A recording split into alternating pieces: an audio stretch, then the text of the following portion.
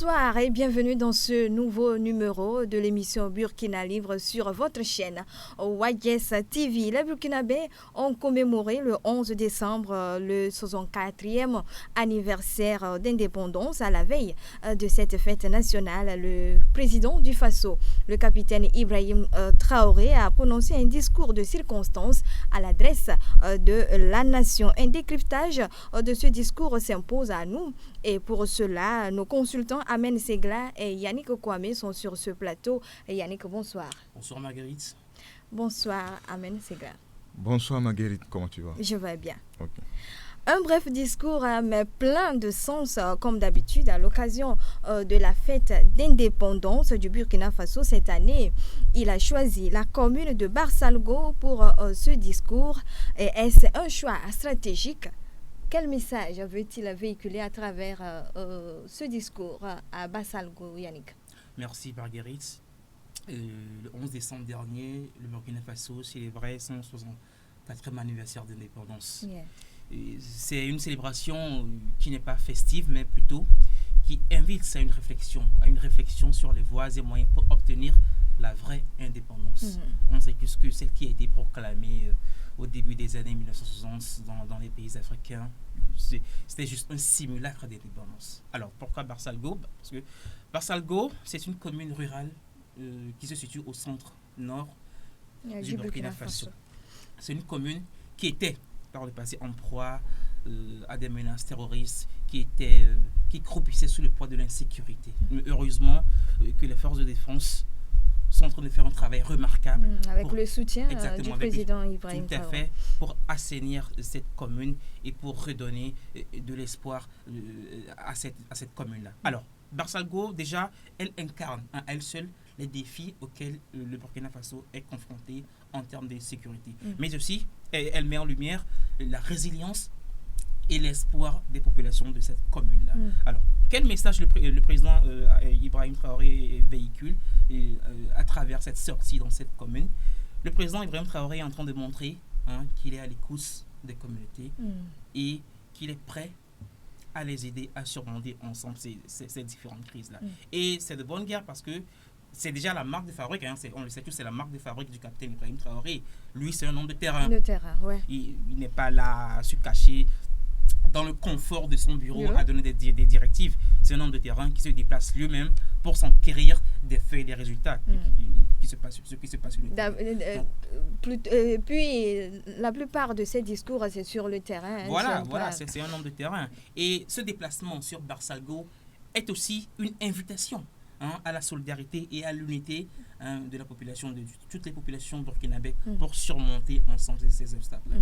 Et c'est Amen Segla, Yannick a donné son point de vue du choix de Barsalgo pour prononcer son discours à l'occasion de l'indépendance du pays. Qu'est-ce que tu en dis? Est-ce que c'est un choix stratégique? Oui, vraiment, c'est un choix stratégique. Quand vous prenez le capitaine Ibrahim Traoré, le président du Faso, et choisir Barsalgo, qui sait que par le passé, c'est-à-dire en août dernier, Barsalgo faisait face à une attaque terroriste de grande ampleur. Alors, si le capitaine Ibrahim Traoré a choisi l'endroit là pour tenir un discours sur l'indépendance du pays, c'est pour faire passer un message à la population de Barsalgo que Barsalgo est vraiment libre. Parce que quand on fait le lien entre la souveraineté ou bien l'indépendance du Burkina Faso et que le capitaine Ibrahim Traoré se positionne devant la mairie de Barsalgo, c'est un message qu'il est en train de passer d'abord à la population burkinabé tout entière et aussi à la commune de Barsalgo. Parce que vous en souvenez très bien, lorsque l'attaque de Barsalgo est intervenue, le capitaine Ibrahim Traoré, dans sa sortie, il a dit que, en fait, ce qui est arrivé à Barsalgo le 24 août, le vise personnellement. Mais il ne voulait pas rentrer dans les détails. Que c'était un coup qui a été monté contre sa personne. Donc, il ne voulait pas rentrer dans les détails. Il a une histoire avec Barsalgo. Voilà, avec Barsalgo. Et que les impérialistes et leurs valeurs locaux veulent passer par Barsalgo pour l'atteindre. Donc, aujourd'hui, si capitaine Ibrahim Traoré, devant la mairie, de Bassalgo est en train de dire tout ce qu'il a dit, c'est qu'il y a deux messages derrière. Premièrement, c'est que la commune de Bassalgo est libre, indépendant et souveraine. D'accord? Et de deux, il est en train de proclamer aussi l'indépendance de son pays. Et dans ce message, bon, on va rentrer tout à l'heure dans le détail. Tu l'as dit, Amen, c'est comme une seconde indépendance en fait. Oui. Et l'image est claire vu que vous voyez, vous avez des soldats qui sont sur le champ de bataille en train de se battre pour la souveraineté, pour la libération de leur pays. C'est ce qui s'est passé au début des années 60. Ouais. Les soldats ont lutté, ils ont combattu pour acquérir l'indépendance. Donc, vous allez dire que c'est les terroristes et que ce n'est plus les Français, ce n'est pas les Français. Non, on sait tous que le terrorisme est un instrument. Ah oui, hein. Il est puissance occidentale. C'est ça. Pour asservir les populations africaines. Donc, voilà, en fait, ce qui est arrivé à Kidal au Mali, c'est ce qu'ils voulaient faire du Burkina Faso à Bassalgo. C'est-à-dire, ils voulaient transformer la zone là comme leur bastion. Mais avec l'arrivée du capitaine Ibrahim Traoré, il a changé la donne. Et pour éprouver tout ce qu'il est en train de faire, il voulait s'attaquer à Bassalgo pour l'avoir. Paraît-il même que c'est la première localité qu'il a libérée. Oui. C'est pourquoi, en fait, le président Ibrahim Traoré, c'est un stratège. Parce que quand il a parlé de Bassalgo, il ne voulait pas rentrer dans les détails. C'est-à-dire, rentrer dans les détails, c'est comme s'il est en train de porter... Il est en train d'apporter encore l'eau au moulin de ceux qui veulent du mal à cette communauté-là. Donc, il ne voulait pas rentrer dans les détails. Mais nous, en tant qu'hommes de médias, on va essayer d'effleurer un peu les choses pour faire comprendre le message qu'il veut passer à la population.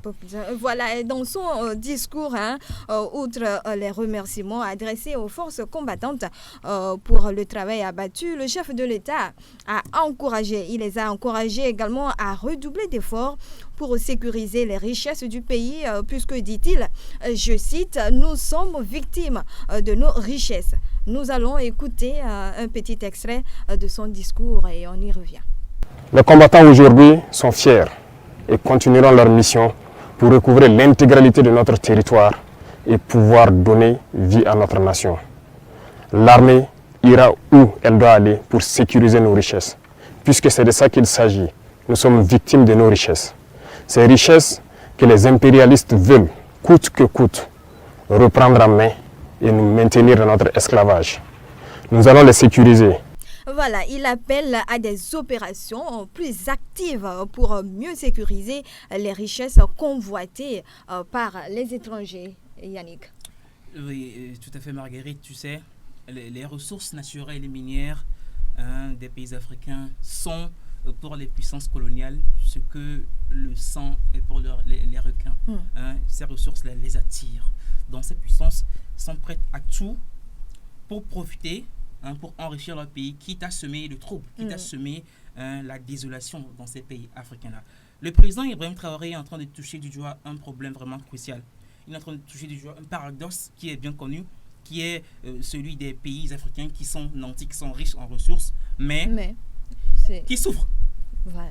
Dont l'économie est vraiment déplorable. Donc, je crois qu'il est en train de lancer un signal fort à la population burkinabé, surtout aux forces de défense et de sécurité, de sécuriser les zones qui sont riches en ressources naturelles et minières. Il est en train de lancer un appel aussi à la population, parce que, vous savez, normalement, ces ressources-là, ces ressources minières et naturelles doivent être un levier de développement, doivent profiter à la population. Mais au contraire, elles sont en train d'être utilisées pour attiser la violence, pour attiser la haine, pour attiser les tensions dans nos pays africains. Et ce n'est pas bien. Ce n'est pas bien, amen. Et le président appelle à l'intensification des opérations de sécurisation du territoire et surtout des richesses du pays. Oui, vous allez voir, dans les pays où il y a la guerre aujourd'hui, vous allez voir que ces pays-là, ce sont des pays vraiment riches. Très riches d'ailleurs. En sous-sol. Voilà, en ressources minières. Donc, quand vous prenez le cas de la RDC, vous voyez ce qui se passe dans ce pays. Vous prenez Centrafrique, vous voyez ce qui se passe dans ce pays. Quand vous prenez d'autres pays, par exemple le Niger, le Mali, le Burkina Faso, vous allez voir que quand le terrorisme arrive dans un pays, ce n'est pas parce que, c'est vrai, les gens peuvent les appeler les djihadistes. Or, ces gens-là ne font pas une guerre de religion. Voilà, C'est pas une guerre de religion. C'est-à-dire, ces gens-là sont missionnés pour créer une instabilité et profiter aux impérialistes, leurs colons, de piller le pays. C'est la stratégie. Alors, si le capitaine Ibrahim Traoré, dans son discours, a fait appel à la population de sécuriser tout ce qui constitue la richesse du pays, mais ça vaut son pesant d'or. Parce que, quand vous voyez aujourd'hui, tout à l'heure, l'autre fois, on a appris que le Burkina Faso est en train de transformer mais voilà, localement ces résidus voilà, ces résidus d'or. Vous allez vous poser la question, mais en quel moment ça s'est produit? C'est parce que le capitaine Ibrahim Traoré, en venant au pouvoir, il a décelé tout ce qui constitue le manquement même à l'économie du pays. C'est-à-dire, quand l'économie, vous ne contrôlez pas votre propre économie, c'est-à-dire tout ce que vous exploitez, vous l'exportez, le pays ne sera jamais développé. Ça, c'est un. De deux, en ce qui concerne la main-d'œuvre même du pays, c'est-à-dire création même de l'emploi, ça posera toujours problème. Vous allez voir, le pays où il n'y a pas d'emploi, les jeunes sont laissés pour compte. Vous allez voir qu'ils sont faciles à être recrutés dans le truc de terrorisme et tout ça là. Donc aujourd'hui, quand le capitaine Ibrahim Traoré est venu au pouvoir, il a cherché d'abord à nationaliser les entreprises, c'est-à-dire tous les mines, là où on exploite les mines, toutes les carrières et tout ça là. Il a cherché d'abord à les nationaliser, c'est-à-dire à donner ça à l'État pour que l'État a une même mise là-dessus. Parce que quand vous ne contrôlez pas ça, ça veut dire que votre richesse n'est pas dans votre main. Quand la richesse n'est pas dans votre main, ça veut dire que le pays est gouverné ailleurs. Parce que le jour où une entreprise qui, par exemple, tient votre économie, décide d'un jour à l'autre quitter votre territoire, ça veut dire que vous aurez des problèmes. Mais du moment où vous-même vous arrivez à contrôler tout ce qui est la production ou bien l'exploitation de votre mine, vous savez comment l'exploiter et comment créer de l'emploi avec tout ça là. Donc si aujourd'hui le capitaine Ibrahim Traoré a demandé à ce que ces zones-là soient vraiment sécurisées, c'est parce que quand vous êtes en guerre, pour vous anéantir, ils attaquent premièrement à votre économie. Dans votre économie, ouais. C'est ça. Ils attaquent premièrement à votre économie. Et vous allez voir, ce n'est pas seulement son acte premier en ce qui concerne la naturalisation des entreprises et tout ça là. L'autre fois, il avait créé une banque pour que cette banque-là peut financer les jeunes en matière de création d'entreprises et tout ça là. Donc, c'est une très bonne guerre parce que il faut suivre ce qu'il est en train de faire. Vous allez comprendre que c'est un stratège. Il sait là où il va. Peut-être les gens peuvent le dire. Et sur le plan international, que bon, c'est un jeune capitaine. Il est venu comme les autres. C'est un politicien. Capitaine Ibrahim Traoré est venu au Burkina Faso pour corriger tout ce qui constitue le tard de ce pays. Parce que c'est un pays vraiment très riche. Et aujourd'hui, il faut des hommes qu'il faut pour que l'économie même du pays profite à la population. Et voilà. Et je peux ajouter, si tu me permets, Marguerite, que cet appel du capitaine Ibrahim Traoré est juste évocateur parce que cela s'inscrit dans une dynamique actuelle où les pays africains, notamment les pays du Sahel, sont en train de rompre avec les alliances, les accords militaires tissés avec les Français. Ouais. On sait tous que les puissances, les bases militaires françaises, quand elles sont installées sur un territoire, ce n'est pas pour aider les populations à assurer leur défense, mais pour piller ces ressources-là, ces richesses, parce que, vous voyez, elles sont là, ces bases sont là, pour contrôler les zones où il y a plus de ressources minières. Donc, en fait, le problème est que quand ces bases s'installent dans un pays, d'abord, il y a un message derrière. Il fait comprendre à la population que vous n'êtes pas en sécurité. Il y a un problème chez vous. Donc, nous sommes là pour les résoudre. Donc, accompagnez-nous du moment où la population se focalise sur ces bases-là, sur la sécurité. Eux, ils sont là, ils sont en train de faire leur business. Donc, c'est comme ça l'impérialisme fonctionne. Donc, quand Ibrahim Traoré est venu, il les a fait tous dégager, les virer comme un malpropre. Maintenant, il voulait s'attaquer à l'économie. Et au moment, pour le freiner dans son élan, ils essayent avec des attaques sporadiques dans les zones. Bon, ils s'en prennent même aux femmes et aux enfants dans les villages démunis. Ils n'ont même pas d'armes et tout ça là même. Vous allez voir que ces va-nu-pieds s'attaquent à eux juste pour fragiliser ou bien pour calmer l'ardeur du capitaine Ibrahim Traoré par rapport à sa vision et pour son pays. Et parlant de la stratégie du capitaine Ibrahim Traoré, il a profité de sa présence à Barsalgo pour rencontrer les unités combattantes de Barsalgo. Il était important pour lui d'aller les galvaniser, Yannick. Tout à fait. Vous savez, le président Ibrahim Traoré lui-même, c'est un soldat. Avant d'accéder à la souveraineté, à la magistrature suprême, il a même lui-même combattu les terroristes. En bonne et due forme. Il était sur le terrain. Voilà, il connaît les réalités du terrain. Donc il sait que un militaire, quand il a le soutien des autorités du pays, ils voient leur capacité à défendre leur pays se décupler.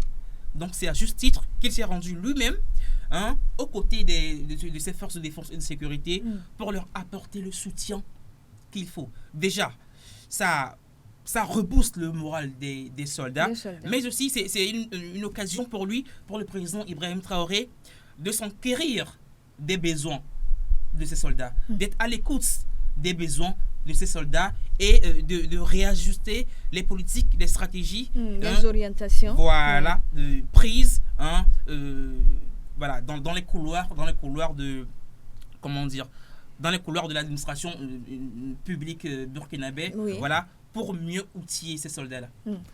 Attends, quand vous prenez le capitaine Ibrahim Traoré, prenons un exemple.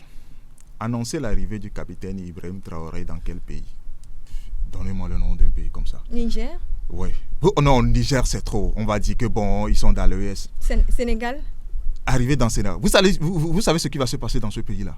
Parce que le capitaine Ibrahim Traoré incarne aujourd'hui l'espoir de la jeunesse africaine.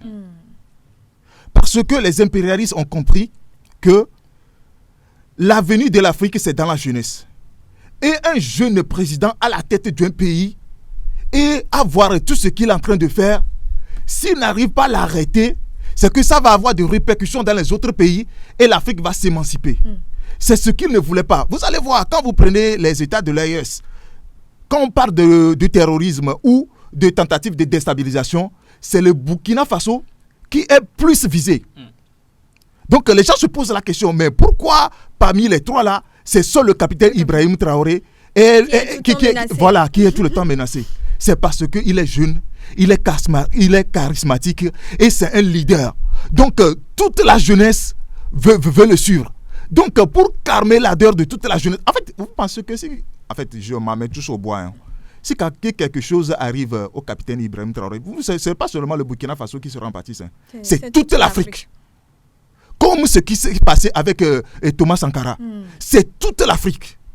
Donc, partout où le capitaine Ibrahim Traoré arrive, c'est l'engouement. C'est que même les vieilles dames veulent le voir. Donc, sa présence à Barsalgo, et moi, je plains vraiment ceux qui veulent ceux qui ont encore ce plan-là de s'attaquer à Barsalgo, et doivent savoir ce qui les attend, quoi. Avec l'arrivée, voilà. Et là-bas aussi, il a également rencontré le chef, Oui, mais quand vous allez dans une maison d'abord, on demande le chef de la famille. Donc, c'est de bonne guerre de rencontrer d'abord et celui-là qui dirige la commune, le chef. Donc, il est là, sous un arbre, ils ont causé. Vraiment, c'est ça le président, la proximité. Voilà. C'est ça. Avec la population. Voilà, nous continuons avec le discours du président du Faso. Il a exprimé sa reconnaissance aussi au peuple qui a compris les enjeux de cette lutte pour la reconquête du territoire et continue de contribuer inlassablement à sa réussite. Un retour sur le discours pour nous rafraîchir la mémoire. Je tiens à rendre hommage au peuple qui a compris le sens de notre message et qui contribue de manière volontaire à l'effort de guerre et aussi à travers les taxes et les prélèvements que nous faisons sur les activités au quotidien. Merci au peuple qui a compris l'essence de notre combat et qui permettent aujourd'hui aux forces combattantes d'être bien équipées, bien formées. Nous poursuivrons dans ce sens pour que nous puissions monter en puissance au niveau de l'armée, construire une armée forte et pouvoir donc équiper cette armée comme il le faut. Voilà, il dit il n'y a aucun développement, aucune paix sans une armée forte. Il appelle à plus de sacrifices du peuple. Oui, tout à fait, le sacrifice du peuple. Le président Ibrahim Traoré, dans son discours, il a bien fait de saluer le peuple et la résilience que ce peuple est en train de monter dans cette lutte contre le terrorisme. Vous savez, les populations burkinabées constituent un acteur clé, un acteur majeur dans cette lutte-là. Il n'a pas manqué, le président Ibrahim Traoré n'a pas manqué de saluer l'effort de guerre que les populations sont en train de faire, que ce soit les populations qui sont au Burkina Faso ou à l'extérieur. Il a salué cela. Et je crois que c'est de bonne guerre, puisque les populations ont besoin de cette reconnaissance de la part du président. Quand on se fait quelque chose et qu'on reconnaît cela à sa juste valeur, ça encourage encore mieux fait. Et vous savez, le président Ibrahim Traoré est aujourd'hui, Amel vient de le dire, la personne qu'il faut, la personne que les populations burkinabées, la personne que les Burkinabés attendent. Donc, je crois qu'il est en train d'être fidèle, de rester fidèle à sa logique, à sa dynamique.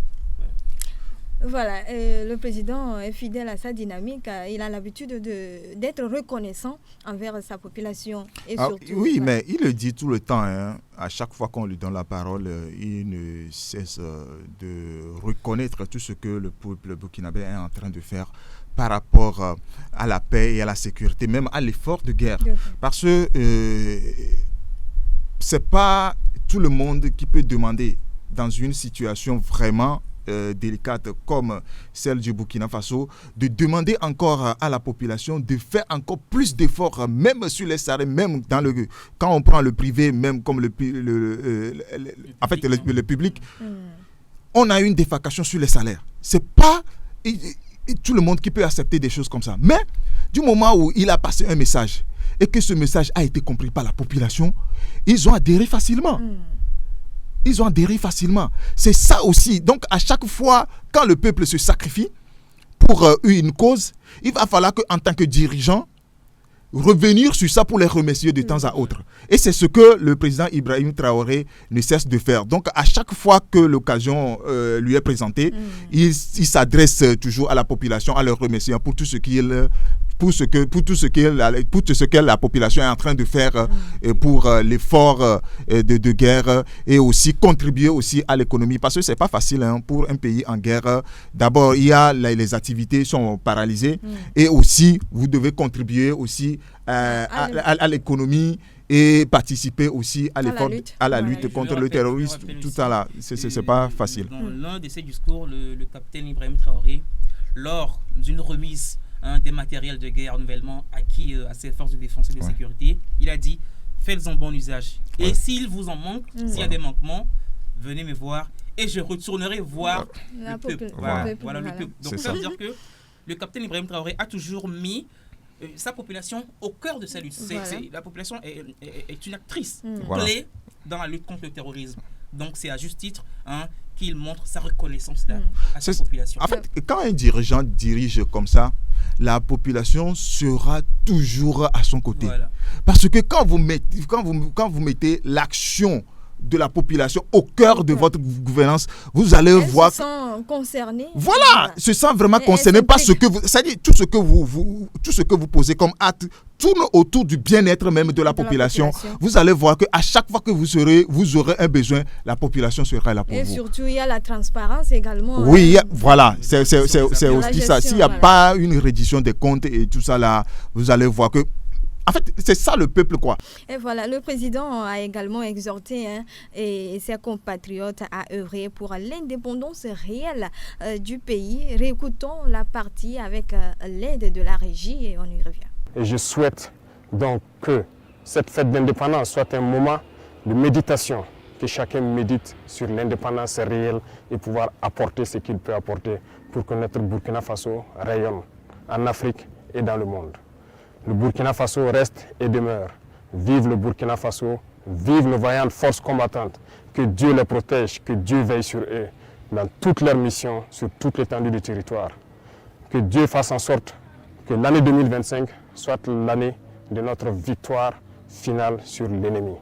Merci à tous. La patrie ou la mort, nous vaincrons. Une indépendance réelle, une souveraineté totale. Yannick, je pense que ces mots sont très importants pour le président du Faso.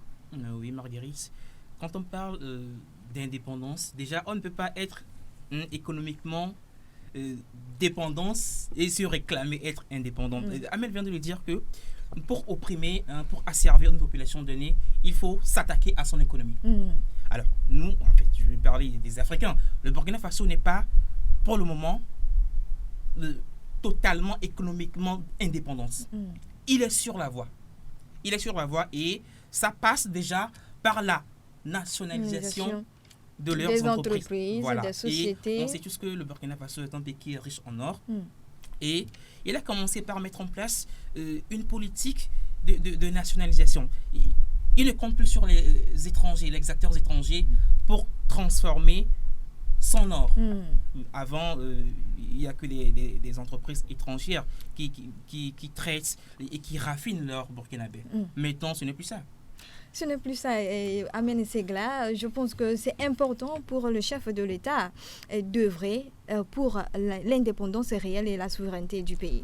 Oui, mais quand vous prenez tous les pays qui se prétendent être indépendants, vous allez voir, je prends les pays francophones, et beaucoup se posent la question de quel type d'indépendance ils parlent. C'est-à-dire, vous ne pouvez pas... Quand on dit que tu es indépendant, c'est sur plusieurs volets. Socialement, économiquement, politiquement. En fait, tu es indépendant, quoi. Ça veut dire que tu ne dépends de personne. Mais du moment où, juste pour goudronner une voie de 5 km, tu es obligé de faire recours aux institutions de Bretton Woods pour qu'ils te donnent de l'argent, après payer. Mais je ne vois pas de quel type de dépendance nos pays africains parlent. Donc, si aujourd'hui, le président Ibrahim Traoré en fait cas, c'est pour faire comprendre à la population, comme vient de le dire Yannick tout à l'heure, et que le peuple ou bien le pays est sur la voie de l'indépendance. C'est-à-dire, on parle de l'indépendance, on parle de la souveraineté. Mais ceux qui nous ont donné cette indépendance-là, eux, dans leur mentalité, ce n'est pas ça. Parce qu'ils sont toujours autour de nous en train de piller nos ressources, en train de nous imposer la manière dont on doit diriger nos pays. Donc, nous ne sommes pas indépendants. Mais du moment où le capitaine Ibrahim Traoré est en fait cas aujourd'hui, donc c'est un message qu'il est en train d'envoyer à la population burkinabé que l'indépendance dont il parle est à venir. C'est pas encore. Donc, il doit beaucoup lutter pour y accéder. Et Yannick, tu viens de le dire tout à l'heure, tu as parlé de la nationalisation des entreprises. Je pense que son ambition est en train de se concrétiser dans le secteur minier. Et la dernière fois, le chef du gouvernement a reçu les premiers lingots transformés ou bien traités localement.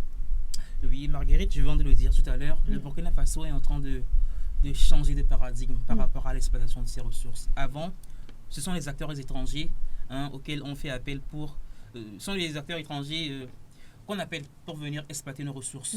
Mais le Burkina Faso a dit non. Vous avez la société, l'actuelle entreprise Golden Hands SA. C'est une entreprise nationale que le président Ibrahim Traoré a missionné pour exploiter, pour traiter les résidus miniers et pour raffiner l'or burkinabé. Et tu viens de le dire, le travail qui a été commencé en janvier, je crois que c'est en janvier, le travail de traitement de résidus miniers a abouti. Il y a 44 lingots d'or, soit plus de 93 kilos d'or qui ont été remis au gouvernement burkinabé. Et ce lingot d'or-là sera stocké dans la réserve nationale pour le Burkinabé. Ce n'est pas à cœur joie que certains dirigeants africains confient la gestion de certaines entreprises occidentales. C'est à cause de la corruption. Si la corruption est omniprésente dans le pays, c'est-à-dire c'est le sport favori de tout le monde, donc l'État est obligé de faire venir les acteurs étrangers pour diriger la société d'État. Or, quand capitaine Ibrahim Traoré est venu, il a mis tous les arsenaux, les stratégies pour combattre cette corruption-là. Voilà, c'est ça. Mais quand vous ne vous battez pas contre la corruption, et vous ne pouvez rien faire en ce qui concerne tout ce que vient d'énumérer et tout à l'heure Yannick en matière de progression économique et tout. Donc il va falloir que les États mènent une guerre sans merci contre la corruption. En ce moment-là, vous allez voir que lorsqu'on va confier la gestion d'une entreprise à un nationaliste ou bien à un autochtone, vous allez voir que les choses iront dans l'ordre. Mais quand la corruption est toujours là et que personne ne veut en parler, même celui qui doit en parler même est corrompu, mais rien ne peut se passer. Voilà. Et en tout cas, le président, quant à lui, veut un Burkina Faso réellement indépendant et souverain pour le bonheur des citoyens. Merci à vous, chers consultants, pour vos apports. Merci, Marguerite. C'est un plaisir. Merci à vous également, chers téléspectateurs, pour votre attention et vos contributions. Restez connectés à notre chaîne pour plus d'informations.